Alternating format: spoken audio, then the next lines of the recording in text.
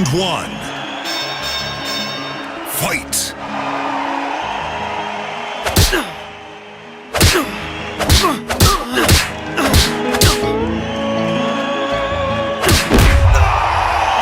You lose.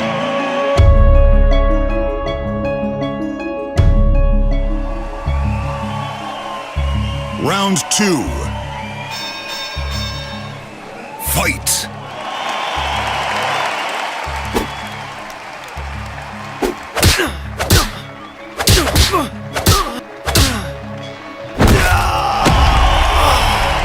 You lose.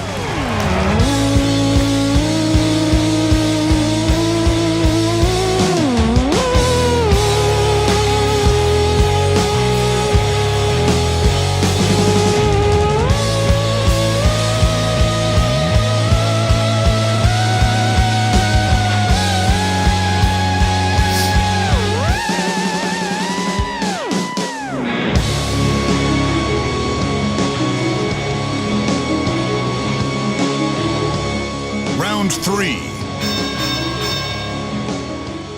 Fight. Yes, time to fight. Round three, everyone. Not giving up. Can't give up on this idea.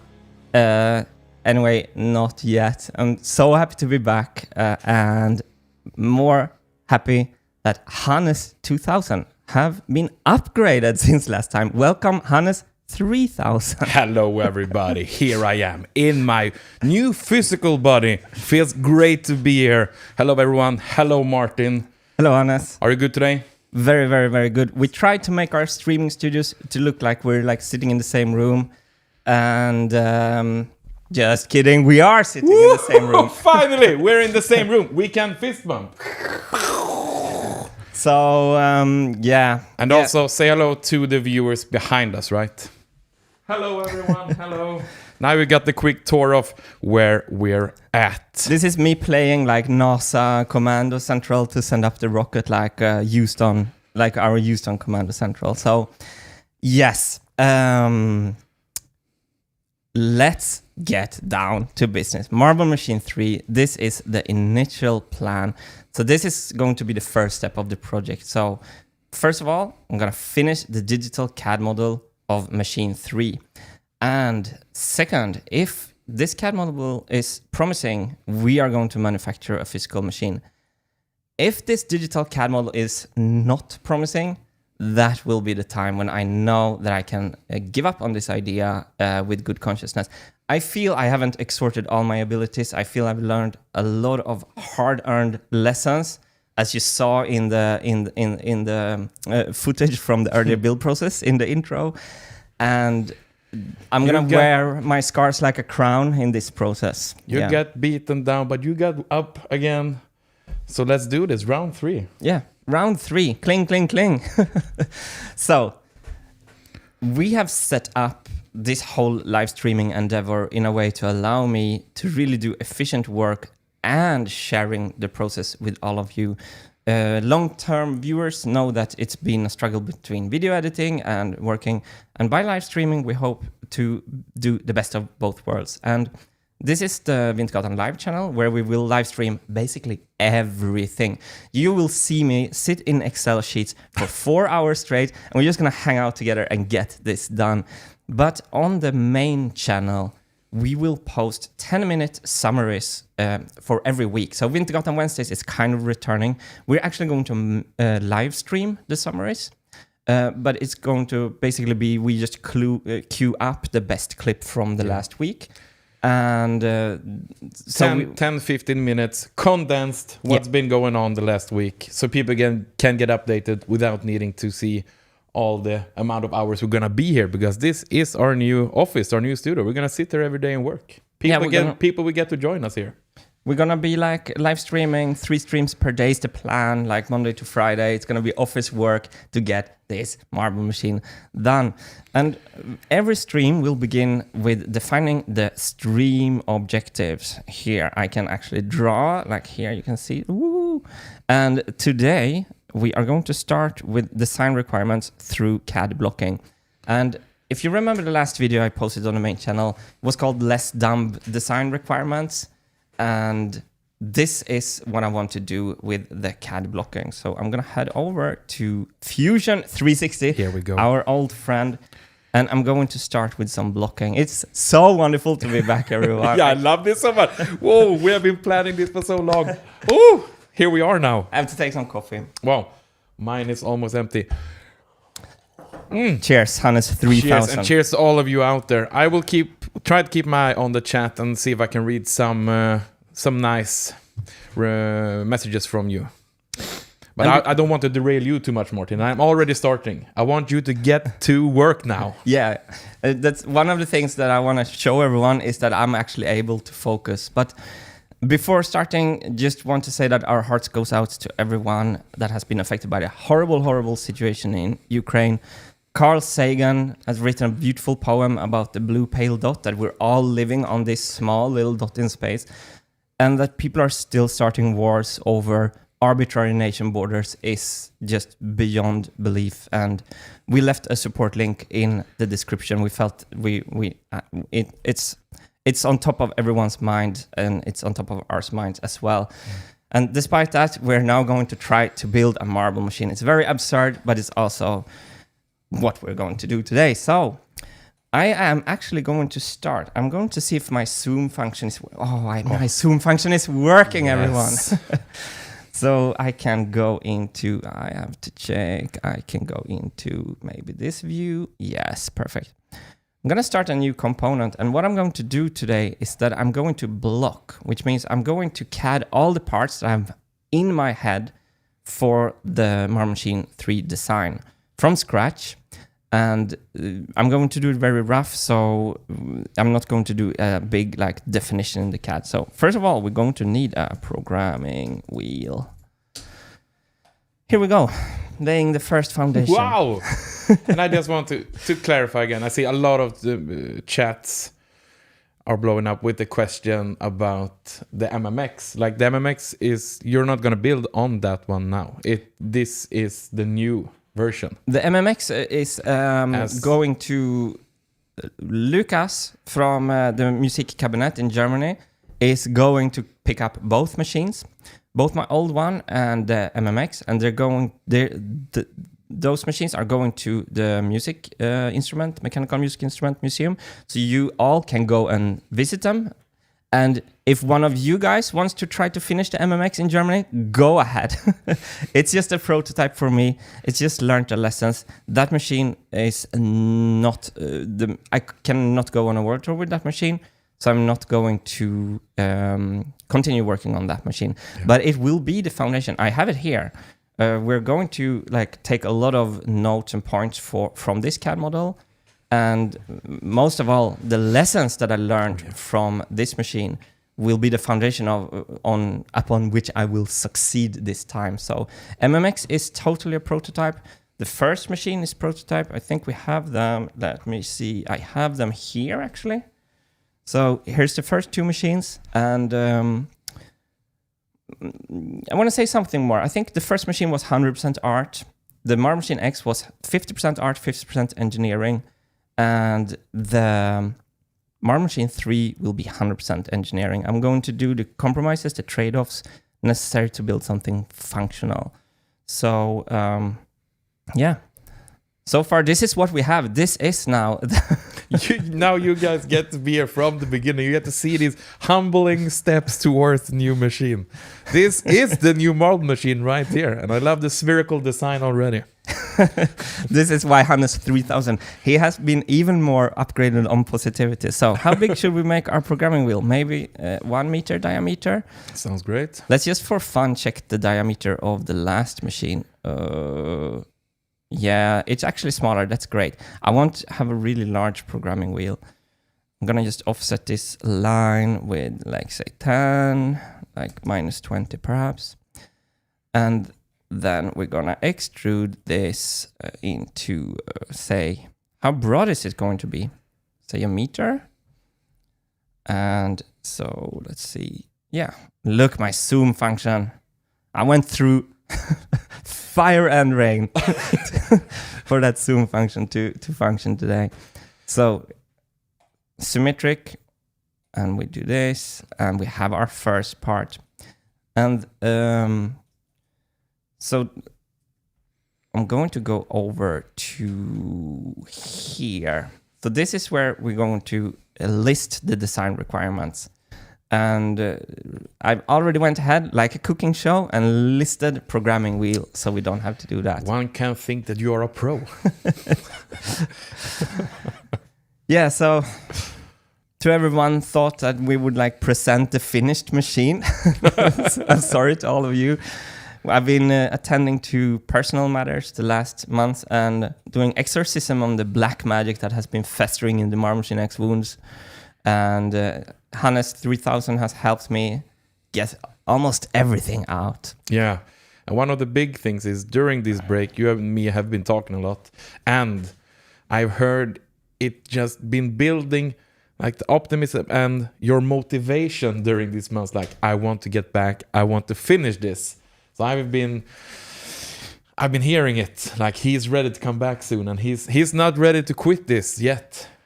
Like, for so long time, I've been really ashamed, like, in failing in public, really, like, ashamed in front of everyone else. I'm, like, I had to quit Patreon page and YouTube memberships and stuff like that because I just couldn't handle, like, not failing and people being so nice supporting.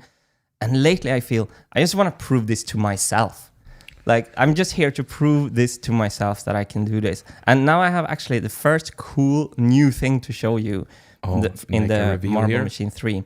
Woo! So, if this is the big programming wheel that we all know and love, the new machine is going to have a loop machine, I think. And this is why it's so wonderful that the new design is going to be made digitally, because we can prototype digitally and we can adjust. So I'm going to make another huge drum down here. So let's constrain that. And as we know, I'm going to see if I can zoom in a little bit. Sorry, I'm going to learn how this comes out for you guys. Let's use this angle. So let's constrain the position of this. I'm just going to have some water. Wow, and let's have a quick look yet again at where we're sitting. Look at how beautiful this is. Look at our brilliant cable management there behind our computers. There's some pros working right here. So when you're CADing, if you're using constraints, you can decide the position of this circle. So the position of this circle in relationship to this point up here. So I'm just putting a value in here. So say a meter, and I'm putting a value in here, say 20 centimeters, and that point will not move. And then I can define the size of the loop machine, and that was 102 little. So I'm just going to explain. I'm gonna do this loop machine in a little bit of more definition, so you see where I'm going with this. So I think this is good. And the Mad Hacks just wrote here 10 out of 10 cable management, and I can't agree more. Thank you. It's so nice to recognize some names from YouTube. Symmetric, I should have picked there. How are you feeling today, Hannes 3000? I'm not gonna lie, I am really nervous.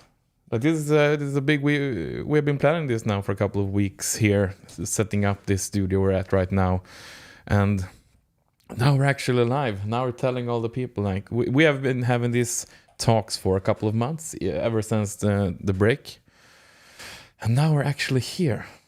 Yeah. And perhaps we should clarify once again why we're live streaming and clearly just focusing on sitting in CAD and making the machine inside the computer is this will be way more effective when we don't get bogged down in extreme video editing also. So this is the way for us to be extremely more focused on working, right? Yep. Right. Now I'm going to make I'm actually going to do an offset plane. I'm trying to never put a sketch plane on top of a body. That's little inside baseball for CAD designers, but I'm always trying to put my sketches on sketch lines or sketch planes. So now I'm making... So for example, here you can see me dragging this plane. So let's just...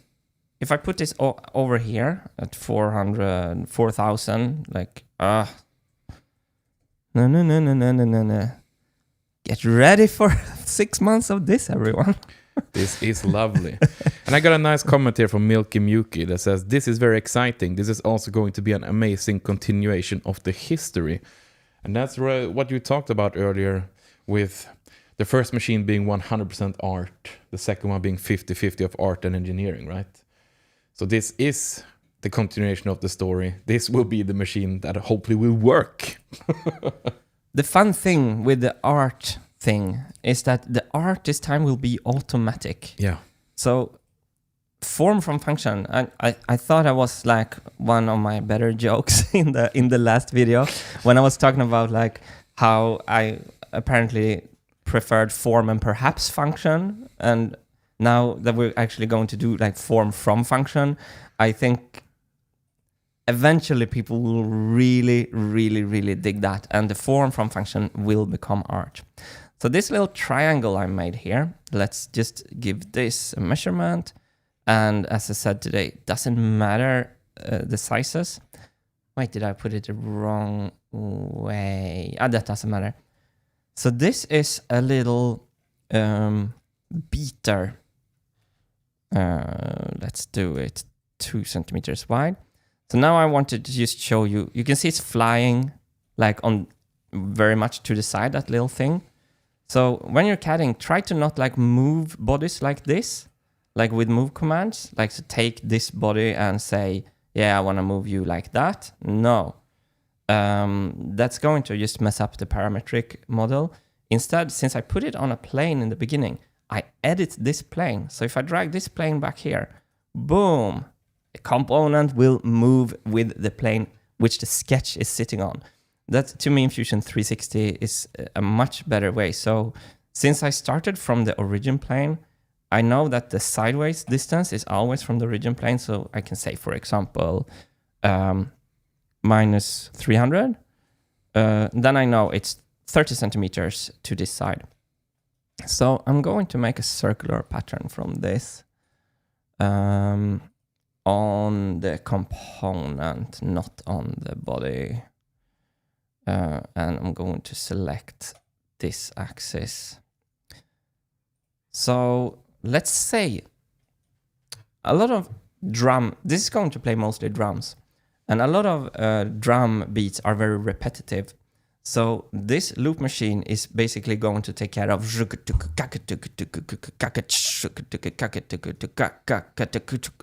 things like that.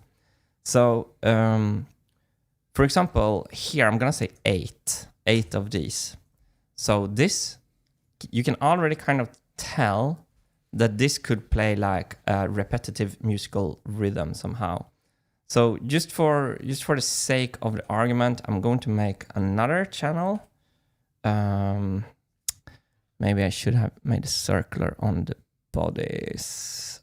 Yeah, to keep this model, I'm not going to do the circle pattern on the component. I'm actually just going to do it on the body instead. I don't like it normally, but in our blocking model that we have now, I'm fine with it. It just saves space up here in our browser tree. There we go. We already got some work done. See, it's materializing right in front of our eyes here.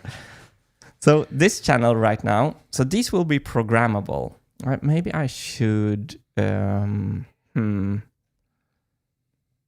Okay, I'm actually going to mark that. So how do I do that? Let's go back to here and let's make. I'm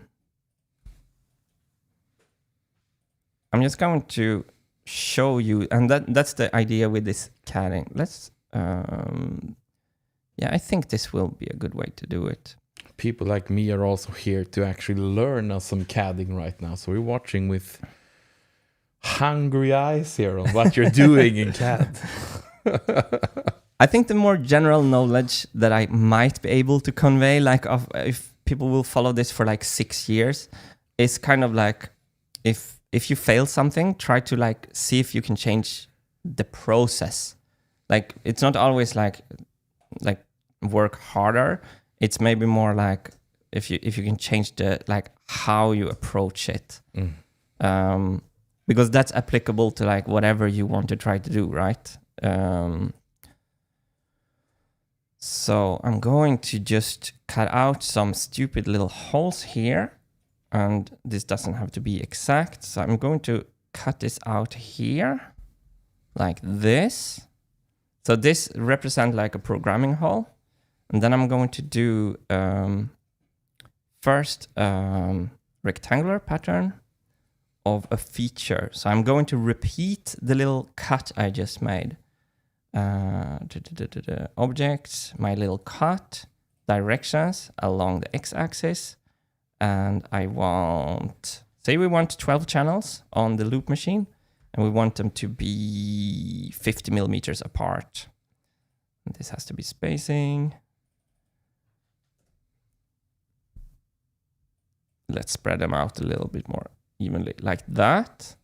Boom. So now you can see I've made a rectangular pattern. If you remember the last video, I showed a secret project. I've been actually working a lot on the secret project during these months, and I've been CADing a lot on that project.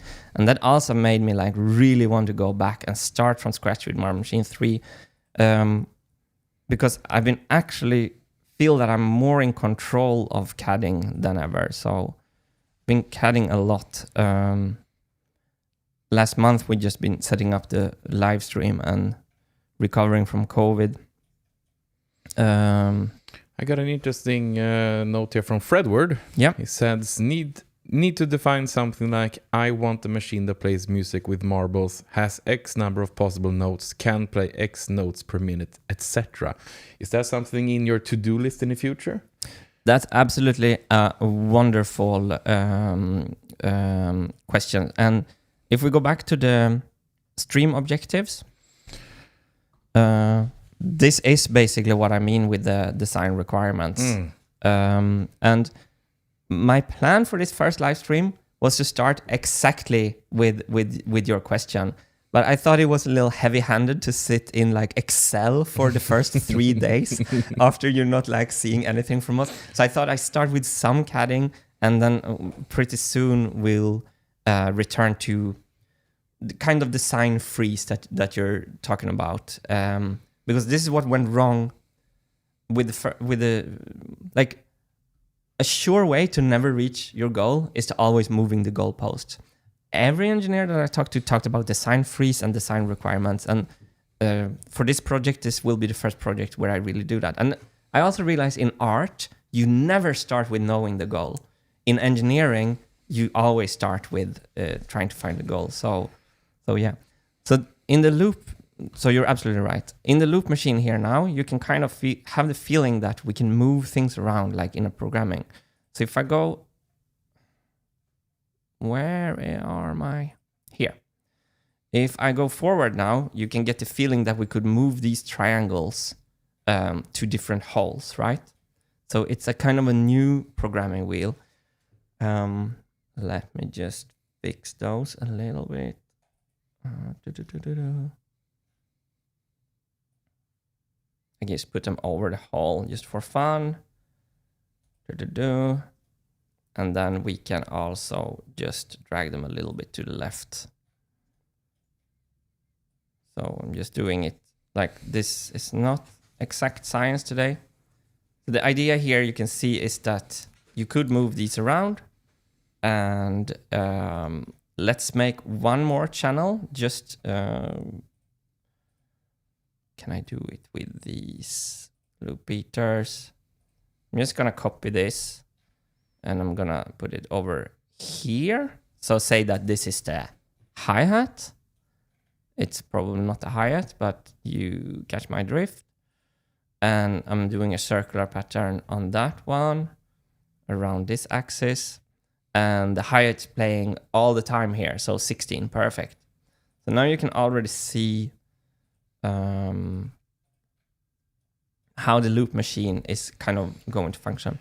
So let's head over to our design requirements and put the second one in. Let's go here. Loop machine.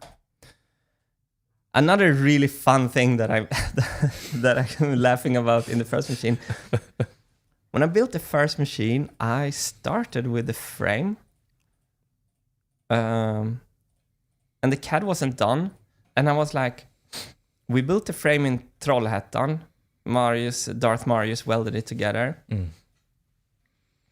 And I didn't know where to put the instruments. So I was like, let's just build a square table with 4 legs. And then we put the instruments wherever they can fit in. Of course. And for the rest of the project, the frame was in the way all the time.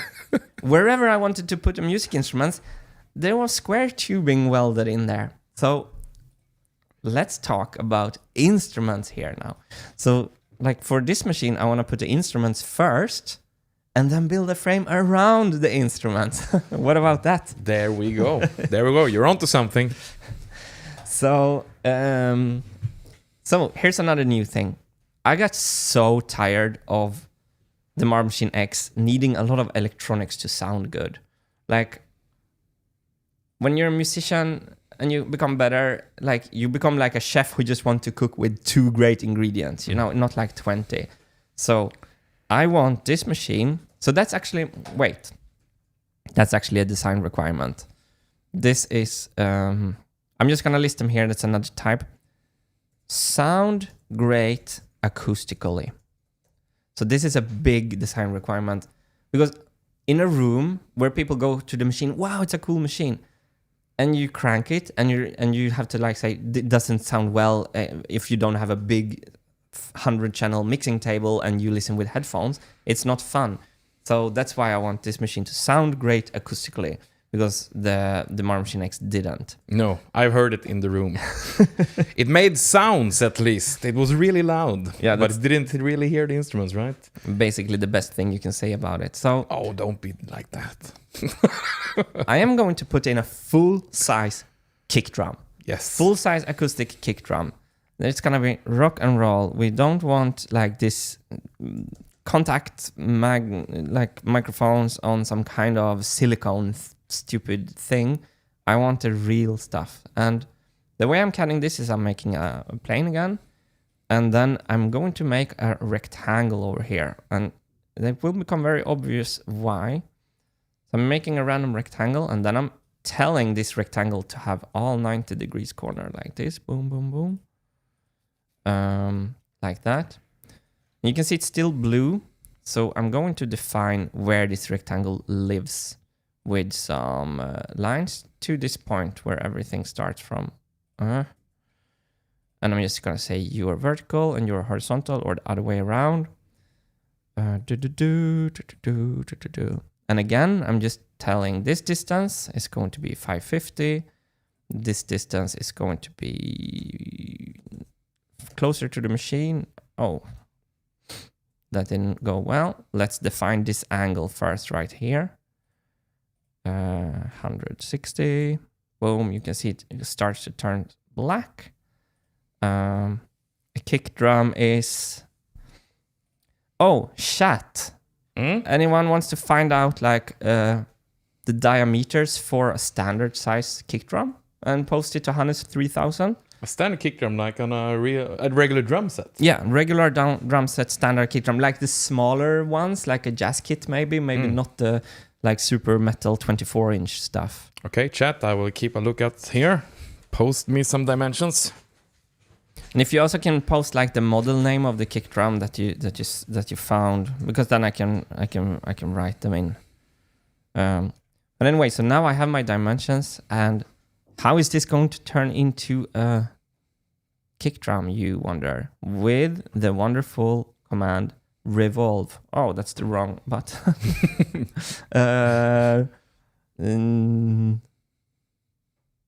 Here, revolve. So I'm just choosing this area and I'm revolving it around the middle. And now you can see that we have actually a kick drum. And if I choose to show the sketch, Show sketch. Show dimensions. Sometimes it's super nice to ask Fusion 360 to show you the dimensions in the sketch when you're not in the sketch.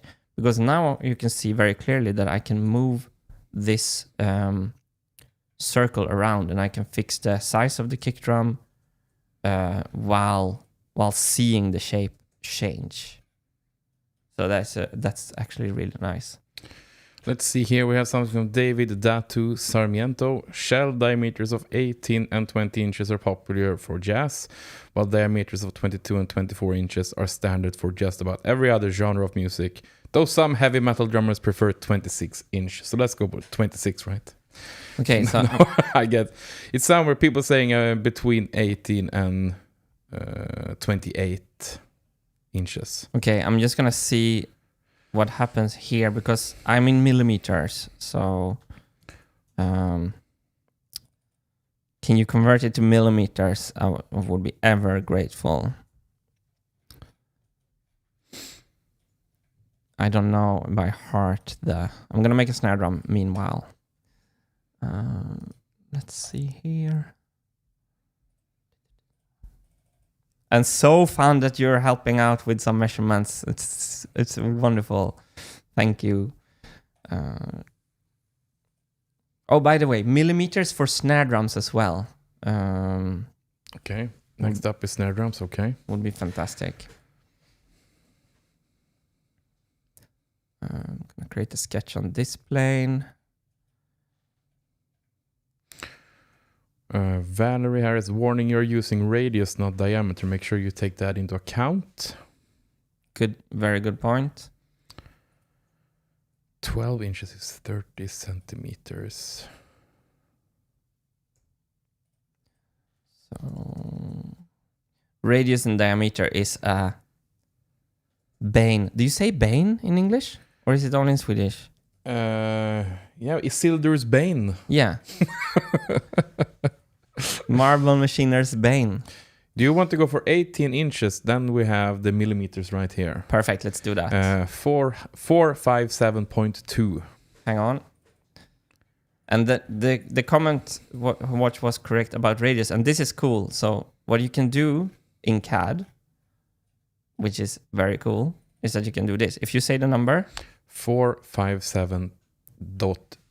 457, and since it's the radius, you just divide it by 2. So you get. And what was the depth? The depth. Rain check on that. Rain check on that. So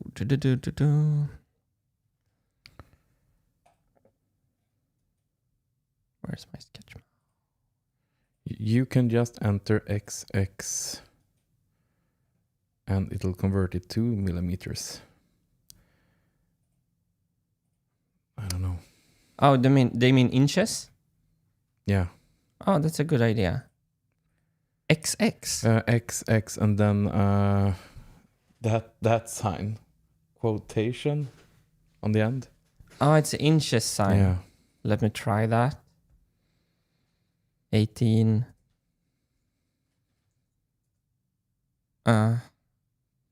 Yeah. Did it work? It worked. You learned something today. I learned something today. It just converted. So I think a snare drum is like 12 inches or something. Standard, I saw something here. 12 inches divided by 2. Here we go. 14 inches. Thank you for that tip, whoever said it. 14 inches divided in 2. And then it's like 12 centimeters deep or something like that. That looks like it makes sense. Let's revolve this. Here you go. Bane of your existence is a common English idiom. Ammunitionist.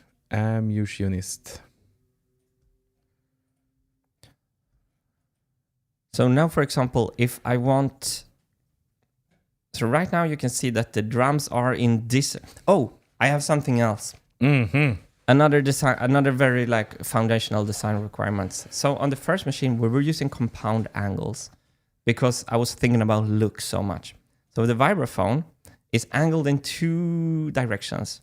So you can see from the front that it has a 7-degree angle here, but it's also from the top. It has also an angle there, which means that when you combine 2 angles, I think it's called compound angles. And I'm gonna forbid that on the Marble Machine 3, if I can. Also, the base is at a compound angle, and it's just, I don't want any manual parts, no manual pipe bending and stuff. This is engineering. It's not like a guy with like a heat gun and some plastic tubes making a fool of himself for 4 years. How much we all enjoyed watching that. This is a new Martin right here. Yes. So the drums, for example, are not going to be on a cool form from function. They're not going to be like a cool human drum kit where a drummer sits in the middle. They're going to be on a straight line at the same angle, at the same height. Like, think Kraftwerk. Like, it's so... I'm going to now put these drums on the same plane, and I can do that by just putting this number the same. A lot of people saying standard snares are 16. Ooh. 16. So let's go in and... Yes. No, 14. 14. Sorry. 14 is what I used. That we use 14, okay. We used 14. Yeah, great. But I would love to know the depth of both the kick and the snare. The depth. Let's go for depth here. I can't scroll up the chat right now, so give me depth for the snare and kick, please. So what I did now is that I just put these 2 lines at the same. And by the way, if Fusion 360 looks a little ugly in the stream, trust us, we've been spending like 3 weeks in trying to get a good image on Fusion 360. I can get a better one for you when I go really close like this. And then it looks really decent.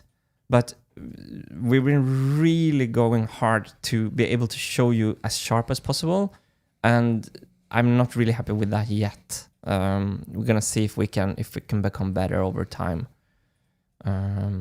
So what I've done now anyway is that I put the drums on the same line, and now you can see they're a little bit far apart. So I wonder in which order they should sit. It actually doesn't matter. It's for snares, it's 5.5 to 6-inch depth, I guess here. Okay, fantastic. Hang on, I can enter that right here. 5.5. And that little quotation mark divided by...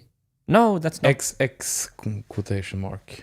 It must work like that. Did you have the kick as well? The kick, we have 14 to 18 inches. So thanks to David Barber and Make and Modif. No Hurry 08. Thank you. That's awesome. So fun. Let's move these a little bit closer to each other. And as I showed you in the beginning, I have the side position in one plane right here. So if I want it to be a little bit more to the left, I just hit 260. And now the snare drum is closer to the kick drum. So can you already see like how mechanical this looks when they're just like on the same plane at the same angle? Nice. And this, if everything fails, we can sell this in, this kind of thing in containers to crush everything you throw. Yes. You threw. This will have great purpose, I can tell.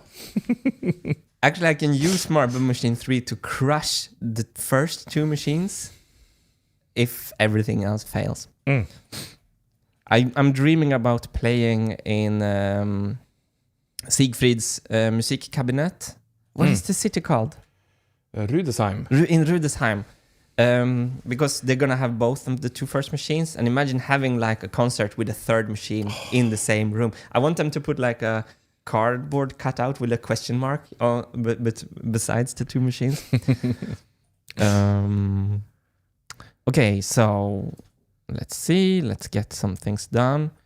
Programming wheel, loop machine, snare. And Vermouth is teaching me here, Hannes, the XX thing is just placeholder numbers, not an actual thing to type. You see, this is why these streams are good for me as well. I also learned something. I'm looking for the Hannes 4000 upgrade now.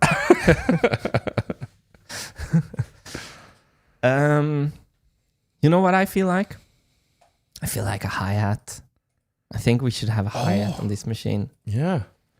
It's hi-hat time, everybody. Yeah. It's high time for the hi-hat. Let's just do the same thing. It's really nice also that we timed this on a Wednesday. It's like our bodies are like in tune to do it on Wednesdays. It's a Wednesday now. Oh, a little Wintergatan Wednesday, right? Feels good. Feels good. Paragraph is asking, did you save this project yet? Ooh, well done. Now it's saved. Thank you. 11:50 and yeah, the thirst for revenge is like burning in my mouth. Yeah. I've been hearing it for the last months here. Oof. So I'm gonna show you a nice thing that it took me ages to learn. And now people are already, hi-hat standards are 14 inches. Oh, we love you so much. Thank you for being on the ball. You're skating where the puck is going. Oh, like Wayne Gretzky. There we go. What did you call him? The king? The great one. Ah, the great one. The great one. So if you wanna do a curve in Fusion, and with this line tool like this, you just click your mouse and you hold it in, and it becomes a nice little curve. So this is like the bell of the hi-hat, and this is like the body, and we're gonna go to the center of that curve, and I'm gonna do this. And this was just a help line to start the curve. Can you repeat the hi-hat dimension? 14 inches. So then I so I'm gonna revolve this. So I'm gonna put 14 quotation mark divided by 2 since it's radius. There we go. And this is going to be a little bit less, 40. Oh. This.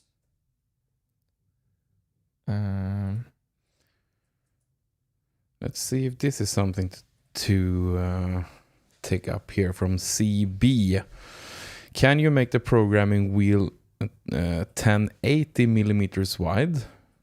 There are many factors, which means that channels can be an integral number of millimeters wide. It will make your life much easier. Oh, that's interesting. Also, we also stream in 1080p, so Woo! you knew that was coming, didn't you?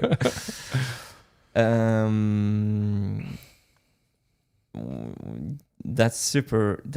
What am I doing? Extrude revolve. I wanted. That is an interesting idea. Look at that hi-hat. Beautiful. That doesn't look like a hi-hat.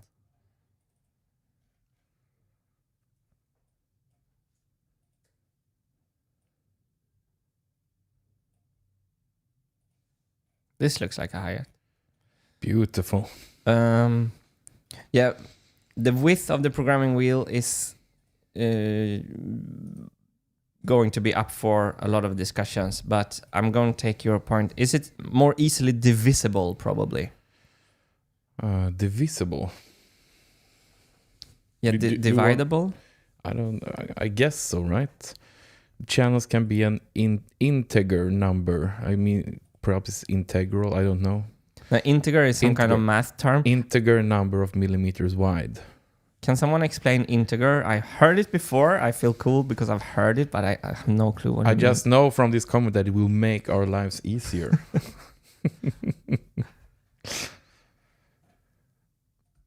Edit feature. This is looking ridiculous, and I love it. We have a hi-hat.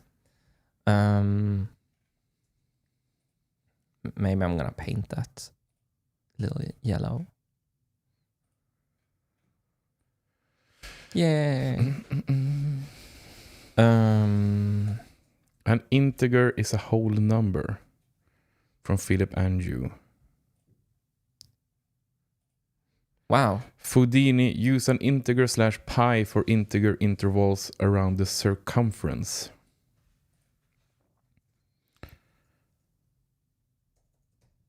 It's whole numbers, so no decimal numbers.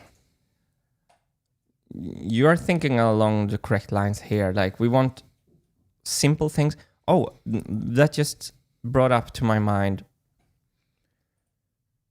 I want to have a design requirement, kind of a design restriction. 5 millimeter is not clearance. And here we go. I learned something. It's integer. I guess I'm pronouncing it wrong.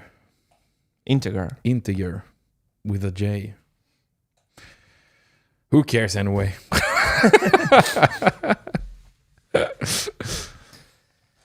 Okay, so we were talking about frame.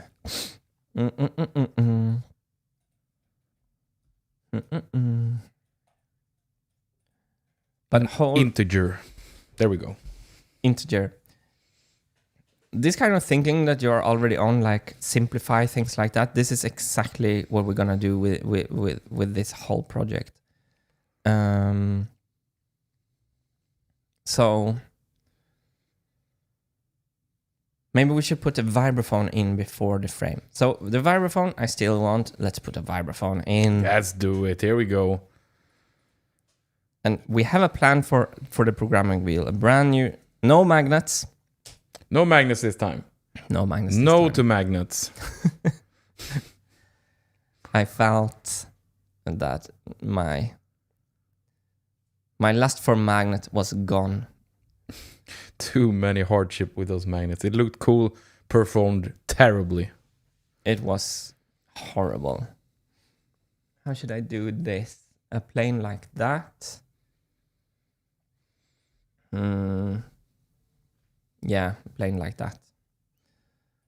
So I'm basically going to create a tilted plane. So I do that by... Yeah.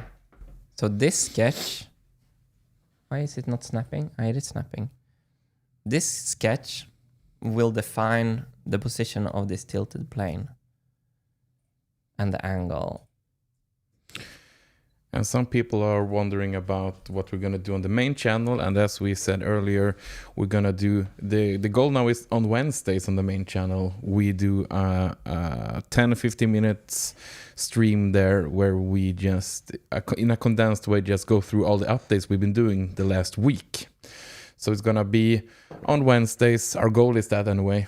And then just give you all updates in a shorter condensed form. For those of you who can't be joining here all the time. So that's what's going to happen on the main channel for now.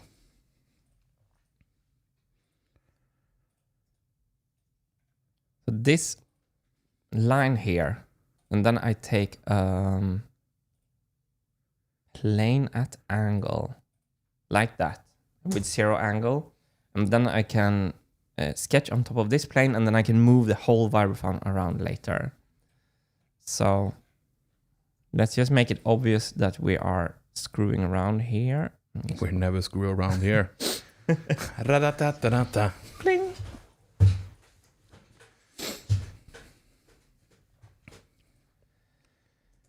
think they're like 40, like 300, something like that.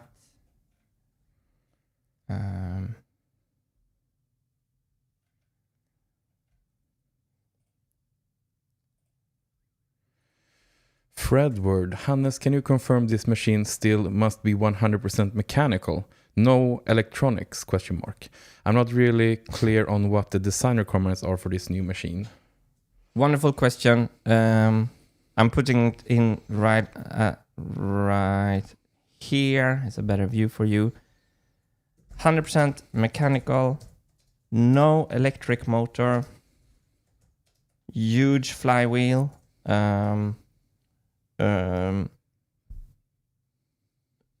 Yeah, that's the idea. And also I'm just gonna add here big pedal. Good. You're giving me good ideas for what to add to the model next. I'm gonna add the flywheel and the pedal and some stuff like that.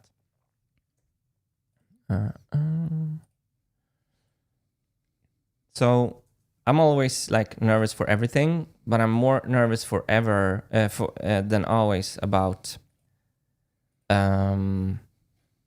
electricity. Not like allergic to electricity. I mean as in what do I mean? As in like a wire not having connection and the machine just not rolling, you know, like on the stage or something like that. That would be horrible. So the reason that I'm not doing a rectangular pattern here is that I have found out that rectangular patterns in Fusion sketches are kind of dubious.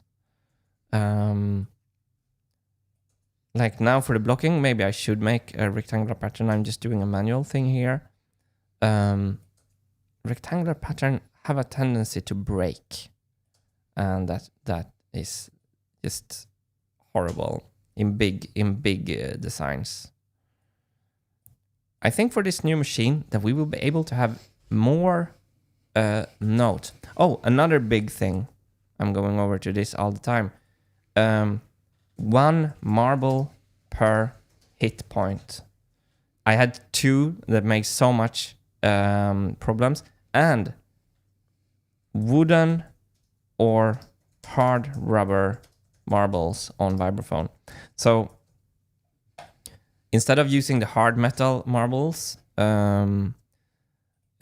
can change the sound by changing the material of the marbles themselves. If you remember, we were like putting all these rubber on the vibraphone things themselves. And for this machine, I realized that we can make a nice sound by just changing the material of the marble itself. And we can make them much bigger so you can actually see them. So you can have like 40 millimeter diameter marbles on this machine. So Storm Angel said marbles plus magnets equals emotional damage. yeah, the PTSD is kind of severe. The therapy budget has been rampant, raving. So there's something about ball bearing marbles that are they're just beautiful. I actually have some wooden marbles in a drawer here. I've been testing the sound of them. They're a little bit too lightweight. So I think like the best would be like a wooden marble with like a lead core or something. So this is an ugly vibraphone, but we're only blocking today.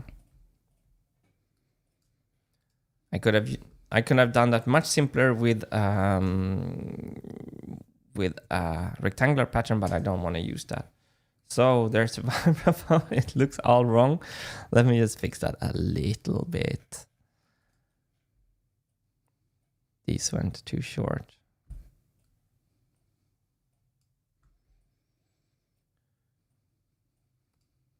I'm excited to show you the programming wheel solution. If you remember Alex CNC, who has a great YouTube channel, he just finished his DIY CNC mill made from concrete. It's a great video on the Alex CNC YouTube channel, and he has been working on me on adding a rotary expansion to my CNC machine, and more on that later. But that's going to be super fun to show you. Let's go over to this view. And now again, as you can see, if I want the vibraphone higher, I can just change this value here, and all those blocks are moving around. So I will be able to like manipulate the whole model quite extensively at a later stage. Let's hydrate. Good point, Martin. Cheers, everyone. Cheers, Martin. We can actually cheers. We can cheer in real life. So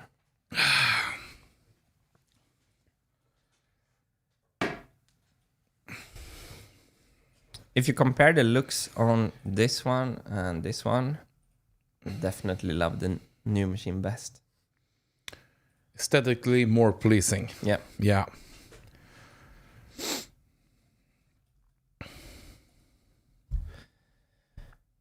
Flywheel. Flywheel. Yes. First of all, adding the vibraphone here. Oh, Joe Mon, greetings from Finland. It is nice to see Marble Machine again. I have been missing you all. And likewise, we've been missing you as well. Thank you.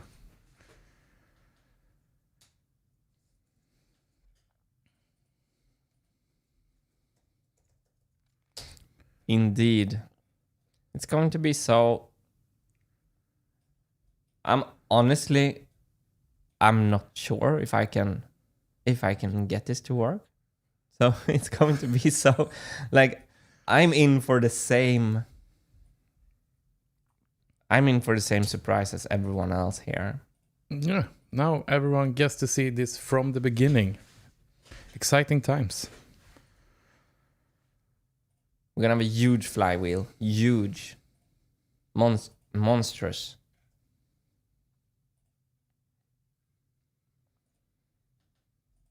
I'm just gonna make some spokes a little fast. Jeff Matson, you should add a spare channel for muting the vibraphone so you don't need to do it by hand. Or just to have a spare just in case. Are you talking about the CAM programming disk? Oh, yes. Oh, yes, he is. Oh, yes, Jeff. CAM programming disk for controlling vibraphone sustain. This is part of the plan. You're on the ball, skating where the puck is going. Being all Gretzky right here. Great one, Jeff. Thanks, Jeff, for that. You're absolutely right. And actually, I'm going to add another one here in the Excel. CAM programming disk for controlling hi-hat open and close. So, Hannes, Yes? can you pull something up? Yeah, what do you want? There is this famous Japanese automata, most famous old Japanese automata with an archer. It's a YouTube video, and I'm gonna show you the cam disks inside this automata because this is the idea that I think Jeff just alluded to. We can show you how a cam disk actually is operating in mechanical programming. Yeah, you found it. I guess That's the one. You can queue it up. I think in the end they are... I'm going to make a circular. I'm just going to finish the flywheel first. Yeah. And you also need to save your project. People around me. Thanks, everyone. It's saved.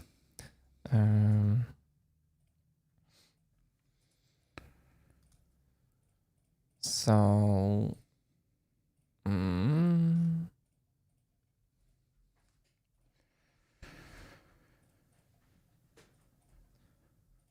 If we reach a flow, I think I can have something that looks like the machine like within a few days. Whoa. Just because this is going to be a digital design process, just because it took 100 years before, doesn't mean that this project has to take 100 years. Monstrous flywheel. Perfect. Anytime you're ready, Martin, we can have a look. I'm just going to add a flywheel here.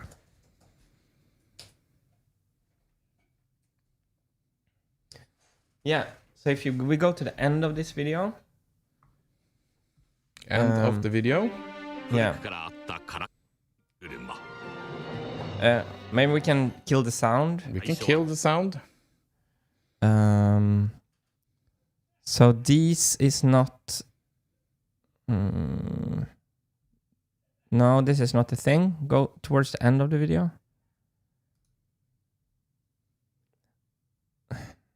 It's the same. They just zoom in on those discs all the time. Is it the bow shooter? Can be the bow shooter then. Yeah. This is the right video. This is an amazing video. So you can see the figure is like shooting bows. That's how I feel when I see like the shooting bow. If you go a little bit forward, look, like all these movements are programmed by cam disks. So like if you think of her grabbing the arrow here, it's like opening the hi-hat, right? But a little bit faster. So this is kind of amazing. Everything is made with circular cam disks. So can you see if you can find them? And the head is moving and everything. It's in the towards the end of the video where they're inside the box. Let's see. We didn't see the entire one here. Do we have a view with us on top of this? No. There. It's hard to see.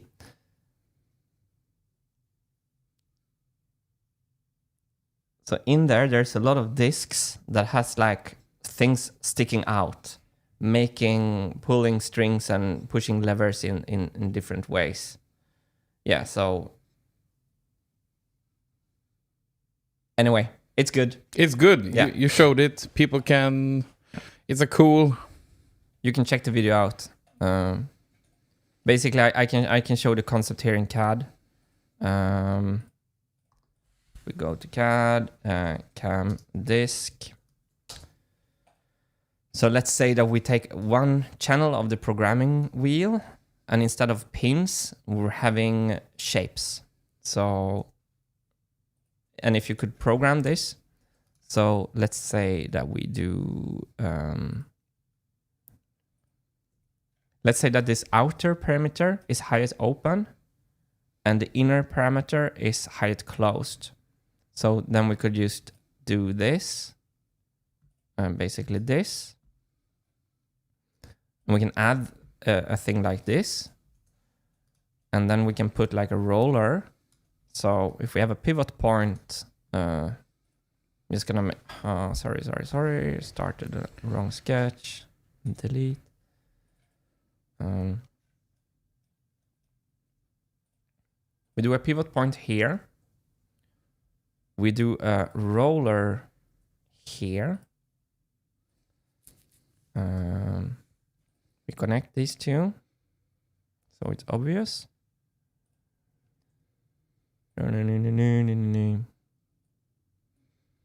Let's move it here. And Jari just said, is this a replay or is this actually live? I guess that tells us that we're doing a quite good job with our live stream setup. People are wondering, this can't be live, right? It's so well produced. It's live, Jari. The CAD is so perfect. Yeah. So imagine, I should have made the hook the other way. So I'm just gonna extrude this a little bit, like this. So imagine now if I hide the sketch, that this thing is turning. So when this thing comes and push this thing upwards, the strange looking arrow here will pivot, and the right side over here will pull like a string that will open and close the hi-hat. So that is, I think, the idea that Jeff alluded to. And then if we move these around, you can program different open and close patterns for different songs. Which is actually what I thought that the lower wheel would do. And we're going to see where we're going to put it. Pedal. Crank also. Maybe we should have a crank. Crank.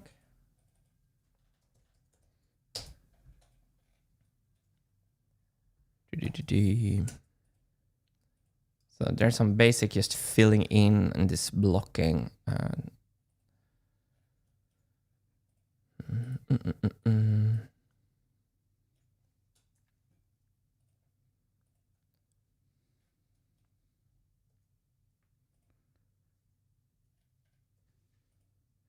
And Fredrik Johansson. Oh, with ghost notes and everything. Yes. A heart smiley. Is this the Fredrik Johansson that I've been touring with, perhaps? I don't know. It's a Fredrik Johansson at least. Let's assume it's him.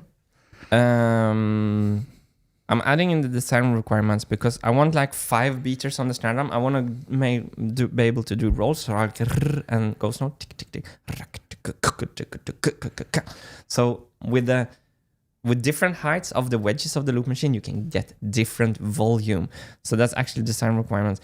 Dynamic volume on the drums, parenthesis ghost notes, and then roll on snare, and then roll on snare. 5 like multiple beaters per drum. Like I think they're gonna be like 5 drumsticks on the same snare drum, 5 drumsticks, and I'm thinking about maybe making them played by marbles as well. That's something that I haven't made up my mind about yet. That's the stuff we're gonna find out in this series. So here's the crank. Boom.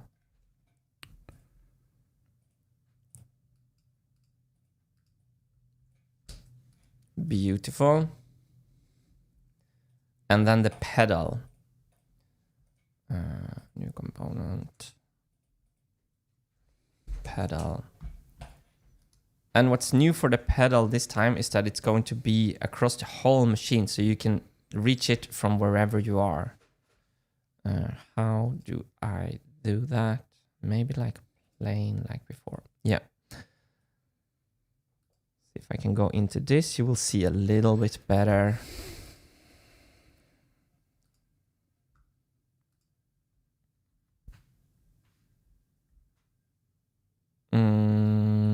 Yeah, let's do it like this now.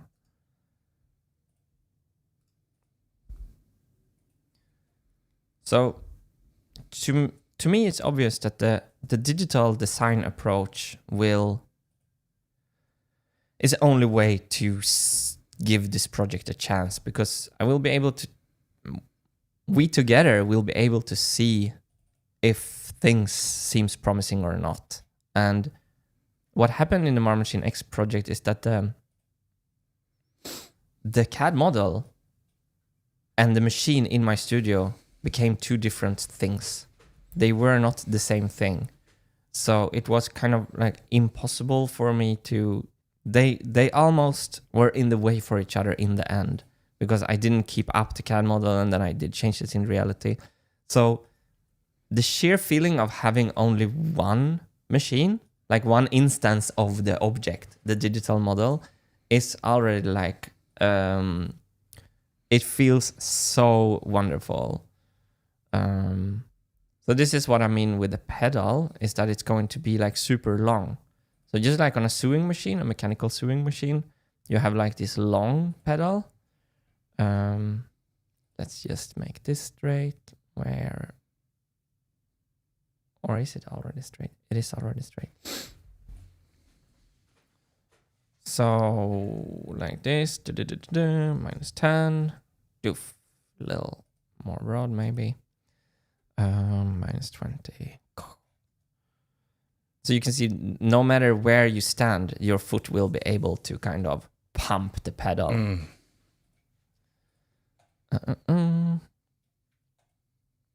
Okay. Nice. Save there. Nice. I saved it. Nice.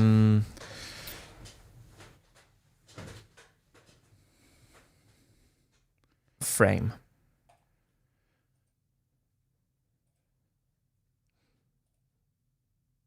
I mean, we're just about 1 hour in, and we came a long way already.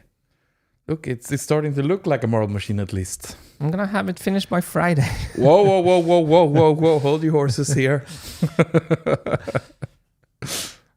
Now,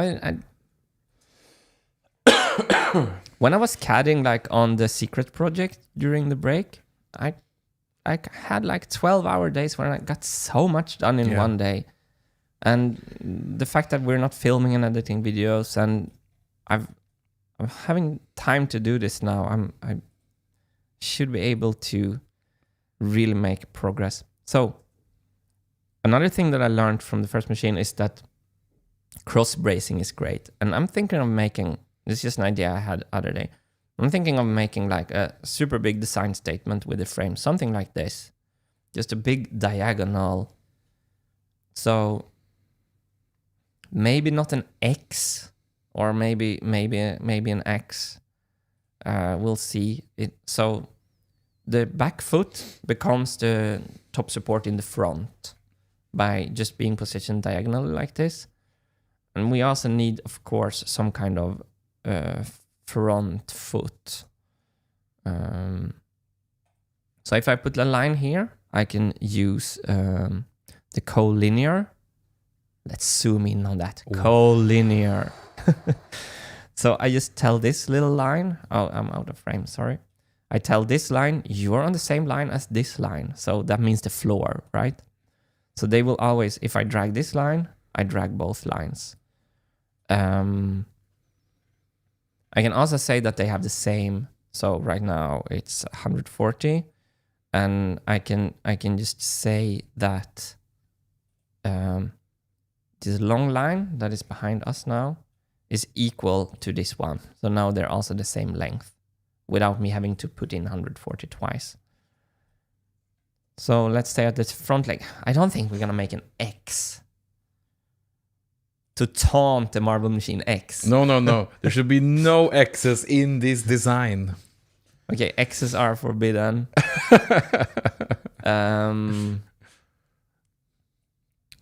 I think you got some compliment here from Minecraft Platinum Fireworks. The other wheel for pedals is brilliant. The other wheel for pedals? Or the second, the loop machine? Yeah, I guess. Love it.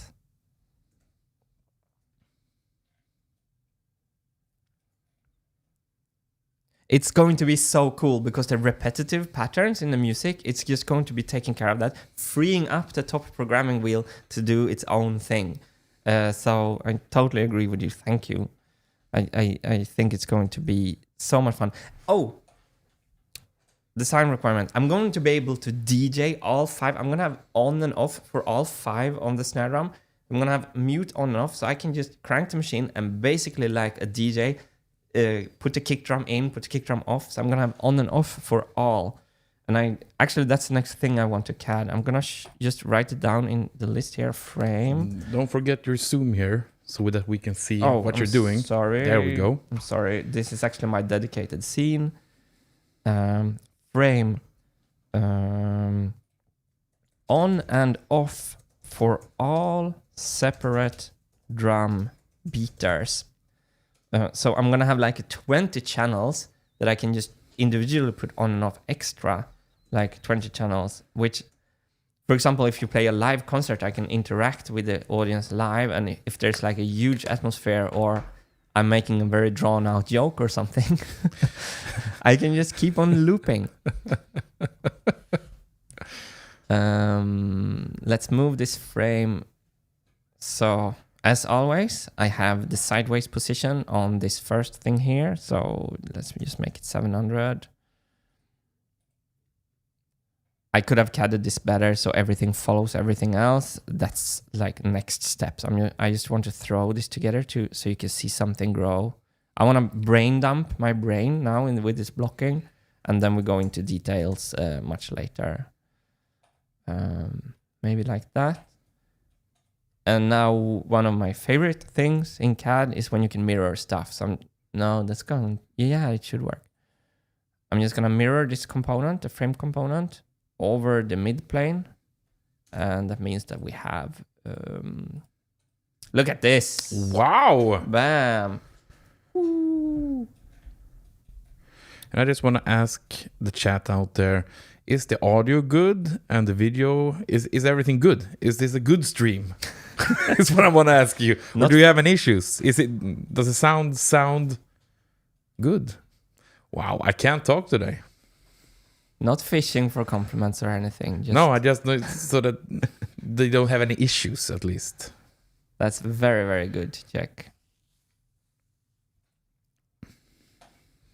So there's the pedal. Pedal to the metal. I also kind of want to use more plywood this time. Like if we check on the first machines, it was kind of awesome that the first machine had so much plywood. It was kind of part of the charm. So for parts that I can use plywood, I will. And Matty Fat Bat Cat, it's perfect and you are beautiful. That's the kind of compliment I was fishing after, okay? You know what that makes me think about? No? My machine will work. That is some words to live by. You just gave me that feeling, that nice comment in the chat. Just will work. My machine will work. Where were we? Oh, on and off. This is a design. Yes, on and off. Is that what we should do next? Maybe I should show you. I'm gonna show you the idea for the programming pins. Programming pin. Why did I leave? So this is something I've been thinking a lot about. And I'm gonna tell you how we're gonna make the programming wheel another time. So this is just like the idea for the programming pins themselves. So there's something called precision pins, which is small metal pins. So I'm now going to CAD half of a precision pin. So, and I'm gonna make a revolve. So, and here I'm gonna make a little cutout. So this is like a 3 millimeter in diameter, hopefully. Let's make this 1.5. Oh, it's not straight. Sorry. Let me just make this line parallel with this. And let's make this line collinear with this. And that went a little bit wrong. 1.5. I'm way too large here.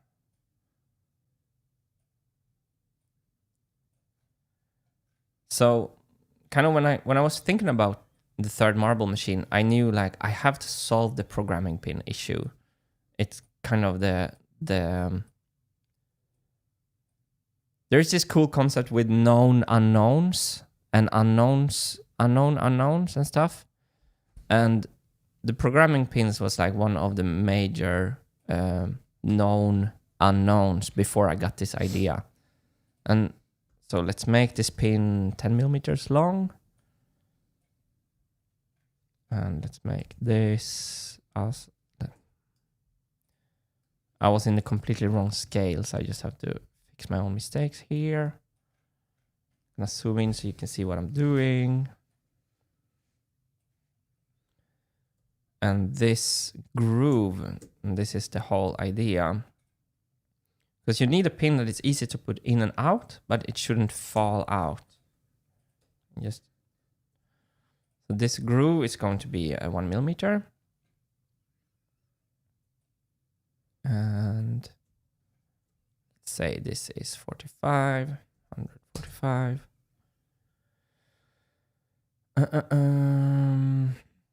And this is 1, and this is 1.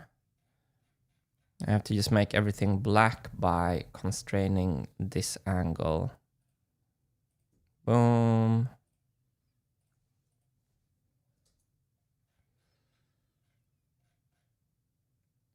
This distance.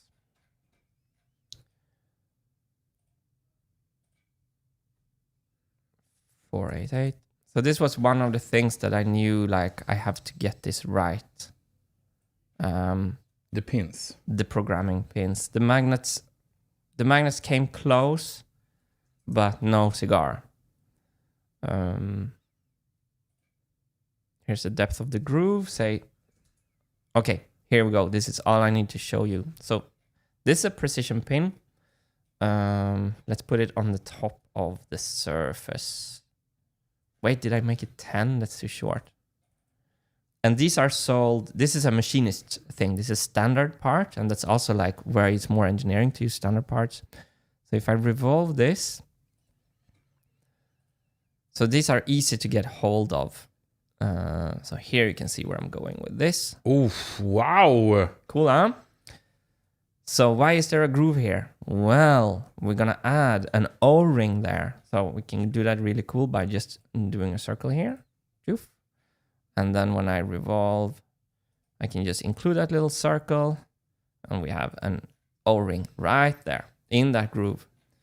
It should actually not protrude that much. So let's just make that obvious. It should just...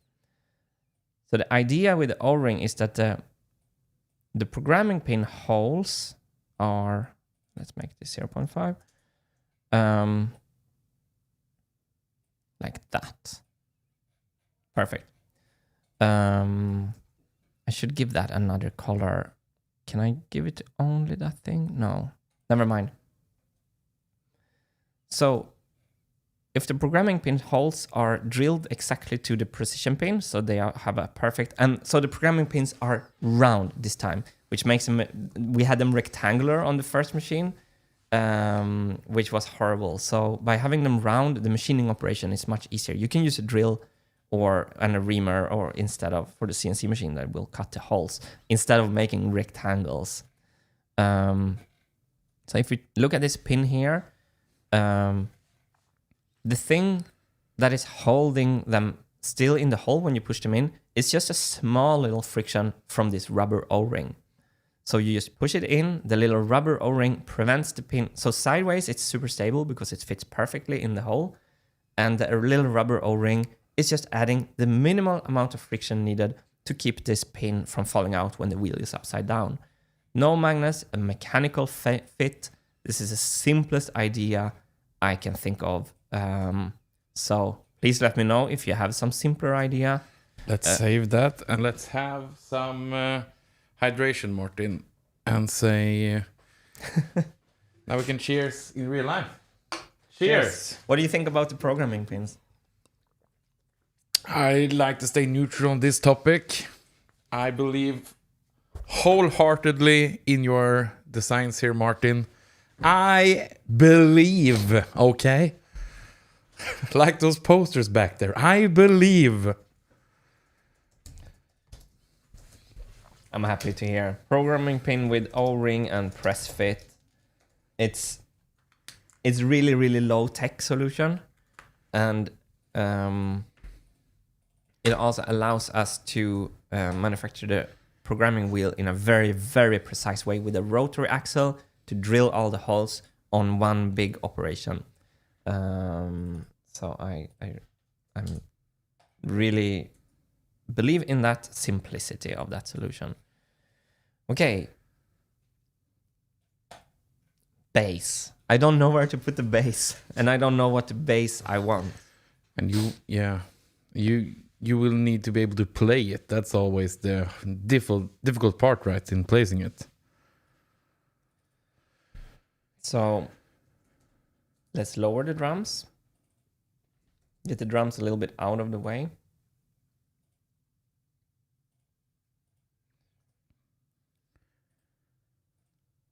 If I would have used, so I can make everything follow by checking here D30. So let's zoom in on that. So this constraint here is D30, and I want all the drums on the same. So I can just go in here and write D30 instead, and D30 on the other two, and then I have all the drums at only one constraint. So now you can see they're moving in a group. Magic. When we come to the bass, then, what is the important things to think about the placement? Yeah, I maybe want to use like a cello or like an acoustic bass. Like I want this to look like real, you know? But I don't know if I can fit it, and I don't know if a cello will go low enough in register, so I will still like miss having the really low notes, perhaps.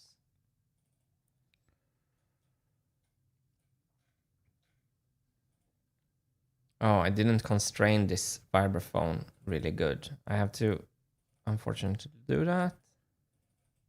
Why can't I? 40. Let's just do this for now.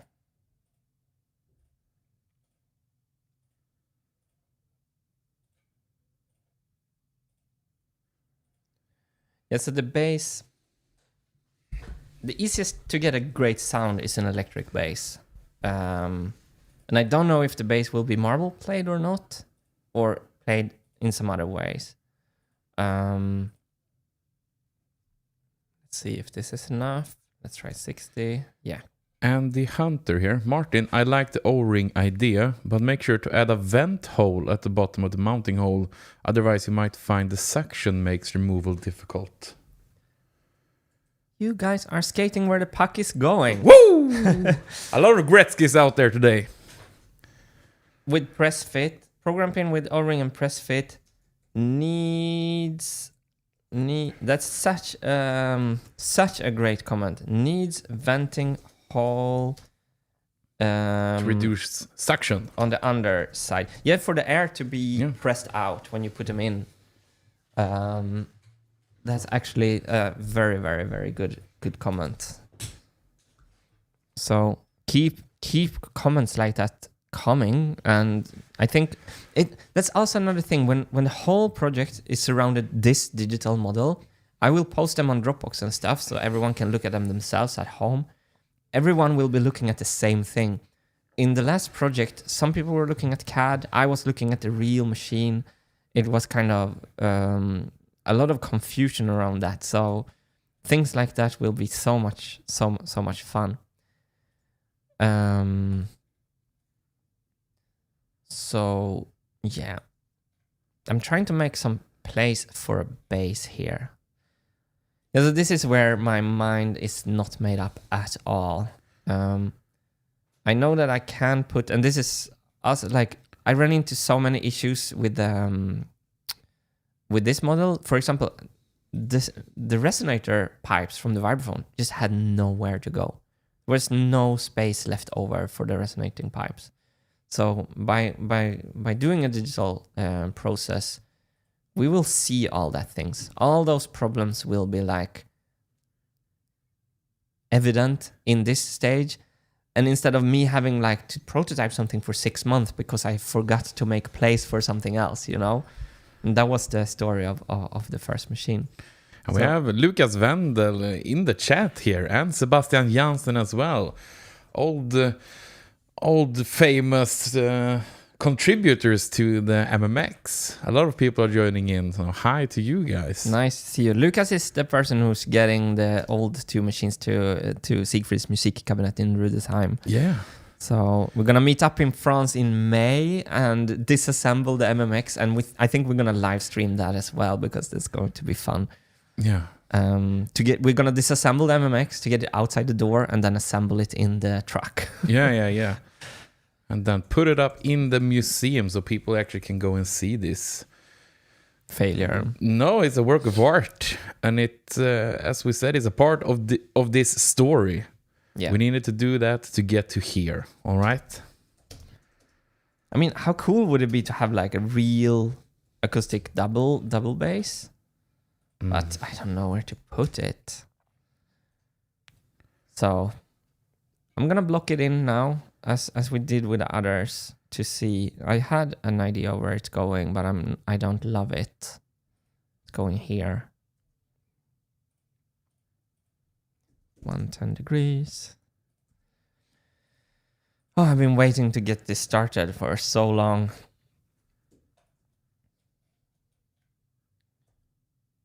What's happening here?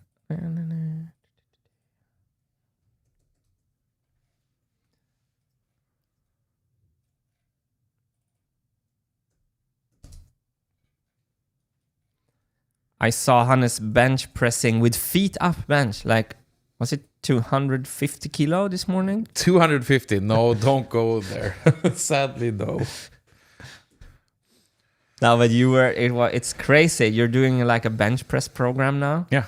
I'm aiming for that 152.5 kilo record in 2 weeks. And how's it going? Really great. I feel good. Yeah. You and me, Martin, we're on this new routine. We go to the gym in the morning, then we live stream, sorting our lives together here now. The two of us. Bonnie and Clyde. I don't even know who Bonnie and Clyde is. Oh, it's you and me, hand in hand. Against the marble machines. Yeah, that's crazy. I went up to like the bench press thing and tried to lift like one side of the thing, like standing on my feet, and I was like, this is heavy. It's very cool to see. It's going to be super fun to see you try your personal best. Yeah. And here we go. Awesome Billy 3 asked, Martin, you got any tips for building a marble machine? I've honestly been contemplating building one myself on and off recently. I'd build it by hand, no CAD. And I guess this ties into what we are doing right now, the struggles that occurred for you when you just built and angle grinded on and off. It's like, understand how important that choice is and understand the pros and cons. So if you're building it like by hand, look at my first machine. It got close. I mean, spending time in the workshop, working with your hands is so much fun. So, I mean, go for it. But then it's a whole different like process. And then I would just like take inspiration from my failures and just make your stuff simpler. Realize that if you think it's going to work, that's not enough. You have to know it will work. Like, and you have to kill darlings. Like, yeah. I would say just like, if you think you can do like 100%, like aim for 10 and try to finish that. And then if you finish that too fast and then just make an upgraded new version with more bells and whistles. Like simplify the plan, and you can still like sit down and think before what functions, what do you want. Like, I know like one way to list them is like to list user inputs. That's something I learned from Florian. Just like list all the interfaces in which you will interact with the end result. So for example, the programming wheel, the crank, and then like, so that's one type of. So just try to make your design requirements less dumb before, I guess. Yeah. And I think it could work. Here's one placement of the base. Mm-hmm. Can you reach it in there? Yeah, from here. Yeah. But so I don't want it on the side, like on the first machine. First of all, you can't see it. Second of all, I want to keep things a little bit more like simple. And we had to reach out to the right, so that was a big thing. So here you can see that the dropping points of the base is outside the programming wheel, which meant we have to like have a lot of compound angle to move the marbles out there. On this machine, I just want everything to be like straight lines. So everything is in front of the thing. I want the hit point of the snare drum to be in front of the snare drum programming track on the programming wheel. Things like that will simplify a lot. Speaking of that, we can already see that the hi-hat is out of bounds. And I was thinking, maybe not put the kick drum here. Maybe the kick drum should be like more in the back. Mm-hmm. And the snare drum more in the front. What do you think? I mean, the drums can be hidden, right? You don't need to see them as well.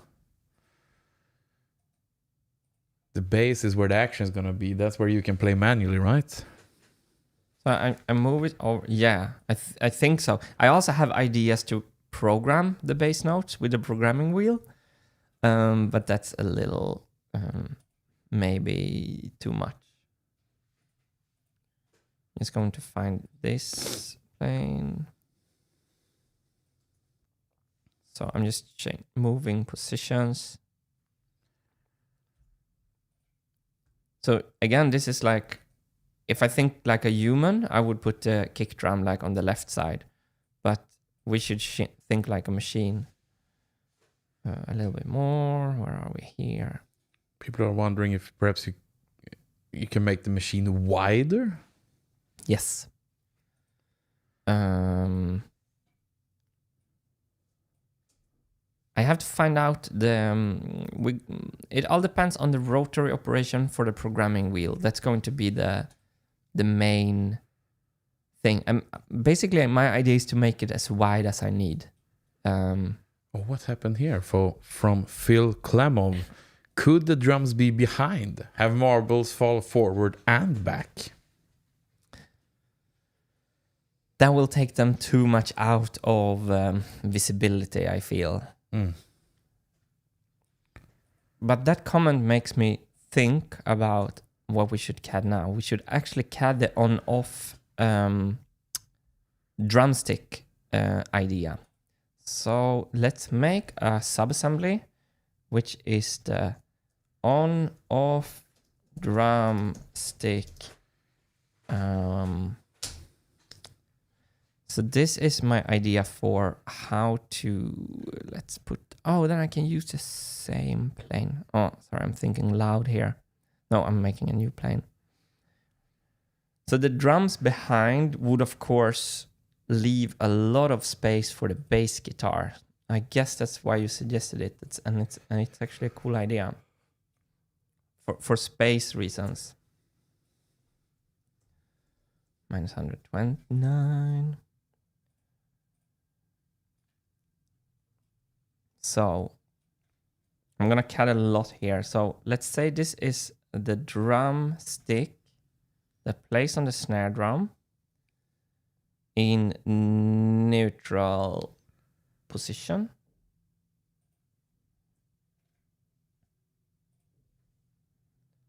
-4.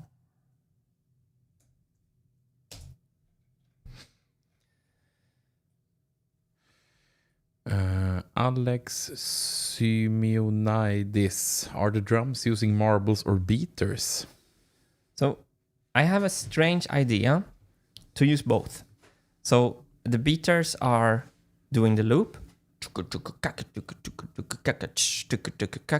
And there is the loop going around. Like, I think the loop machine is going to be like maybe 16 cranks, like 1, 2, 3, 4, 5, 6, 7, 8. Now 1, 2, 3, 4, 5, 6, 7, 8.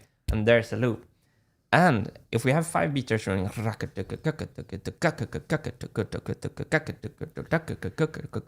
that will just repeat itself forever and ever, except when I mute them. Then we can have marbles played on the 64 programming wheel that occasionally alters the pattern. So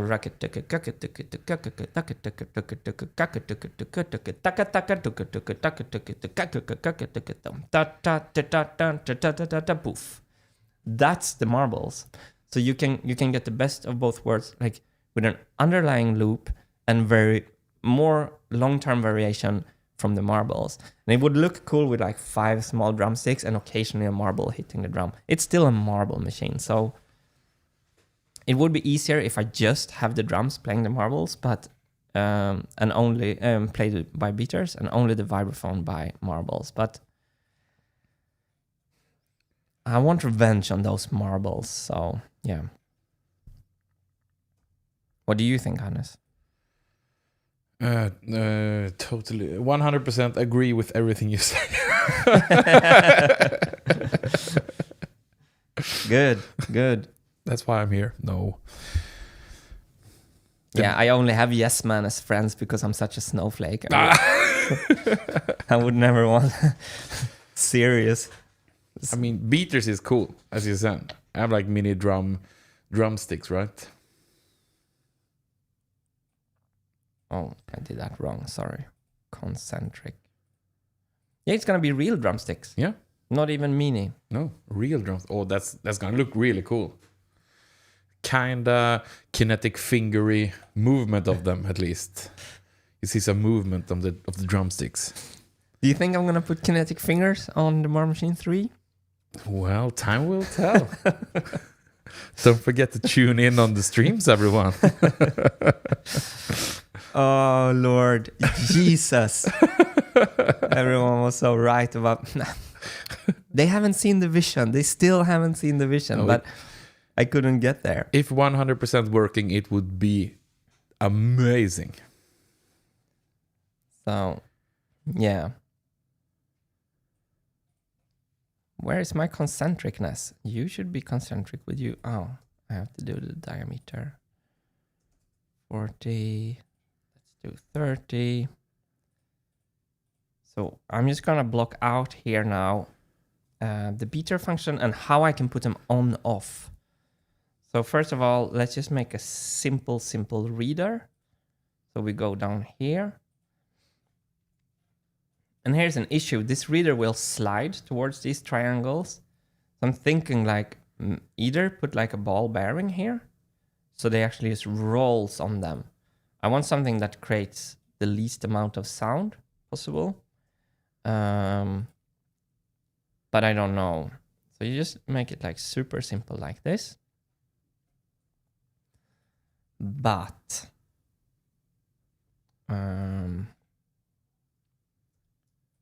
let's just extrude this so we show what I mean.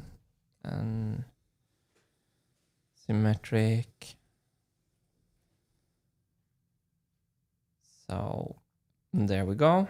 But then we need to pivot this whole thing. So let's put in the shaft. Let's do this.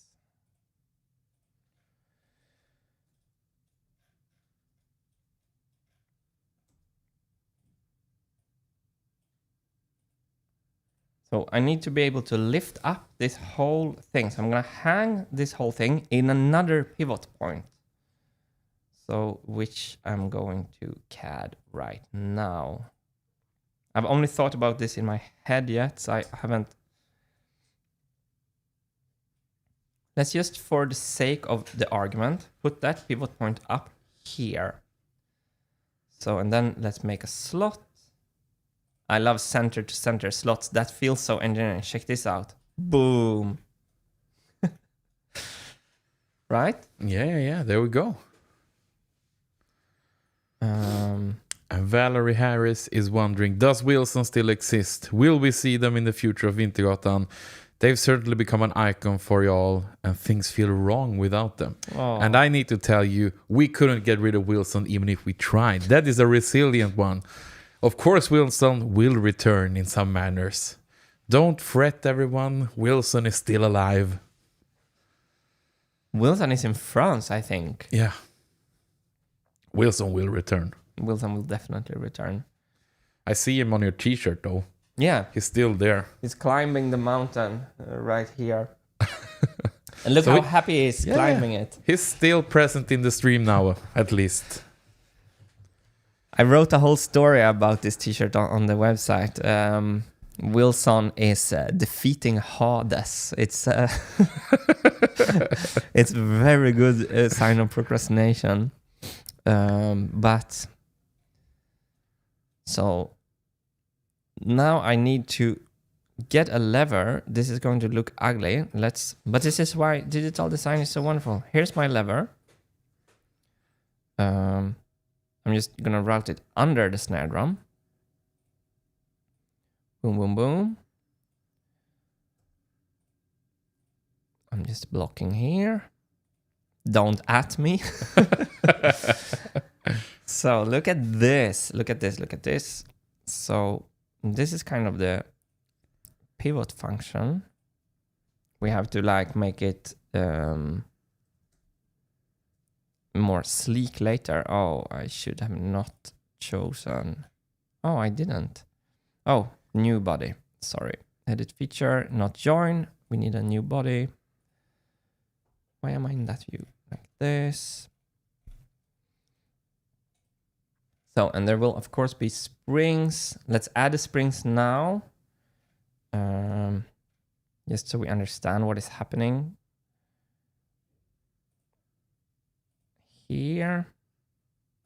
And we have to have a counter spring here.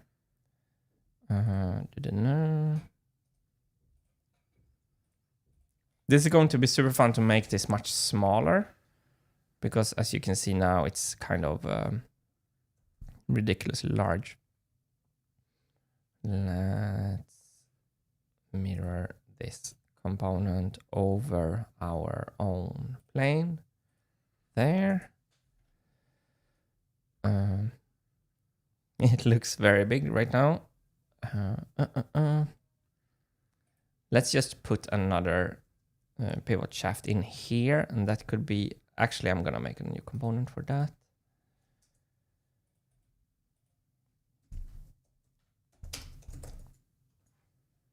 So, ideas for bass guitar, everyone. Should we use a cello? Should we use an electric bass? Should we use a double bass? Should I try to make the programming wheel press the notes, or should the notes be hand played? Those are all questions that are up at the table at this moment in time. Yeah, and Christian G. Fritsch asked here, I understand the main idea about the position of instruments to be relative to the marble dropping point, but Martin will be fighting against dropping marbles trying to manually playing the bass guitar. Yes. So that's a big thing. That's a very good point. My arm can't like stick into where the marbles are dropped. And I think also for this machine, I want to drop the marbles just straight, since we only have one marble per point. And I think that, so in this CAD, we're going to be able to CAD the drop lanes, or the drop, what is it called? The drop routing. The marble path. The marble path. Yeah. So good example right here. We can see that the bass guitar sits in the middle of this moving thing. And as we know, that doesn't work. So we can just change the height of the bass guitar. And Nelson Onion, hand manually played for sure, means you can have as much variations as you want. You know what? Let's make a pros and cons, because that's a really nice point. I'm gonna make a new tab here. Let's go over to this view. There we go. New tab. Rename bass design. So pros, cons, hand played equals variations. That's a strange pros and cons list, but I'm just putting it in there. That's a good thought. That will probably also exclude like cello and stuff, because then I have to play in tune myself. I would love to play. Awesome Billy 3 says, cello, take it from me, seeing a cello on it would be amazing. Yes. Or maybe try out a 5 or 6 string violin. And Juna Holstein, cello with mechanical actuators. I would love that. Can you upload a transparent image of a cello, or just a PNG of a cello? Me? Yeah, and I can put it in CAD. We can just put it in. I will tell you. You will tell me. And meanwhile, I'm going to keep on showing you where I'm going with this thing. On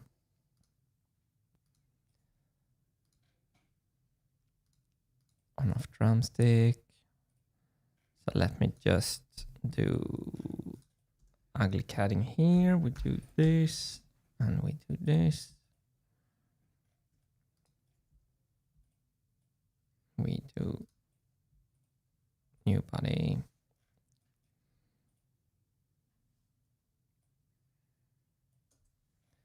So, and here I will add some springs. Maybe I should just make springs because it looks cool. I'm gonna put it in this though. Create coil.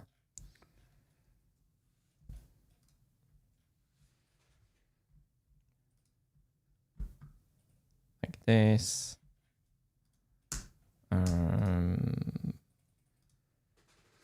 70, 90, revolutions 30, 30. What did I do wrong now? Diameter 20, 10. And the section is 2. That looks too much. 2 millimeter. That looks better. So this is just, of course, for fun. I'm gonna move this over like this. Boom. And I'm gonna copy another one down here. So we need 2 springs that need to counteract each other to keep the drum beater where we want it to be, and they both need to be tensioned. So actually, when I mention things like that, I should just go over and say here, drum beater springs, spring tensioned. Needs to be adjustable by user. Nice.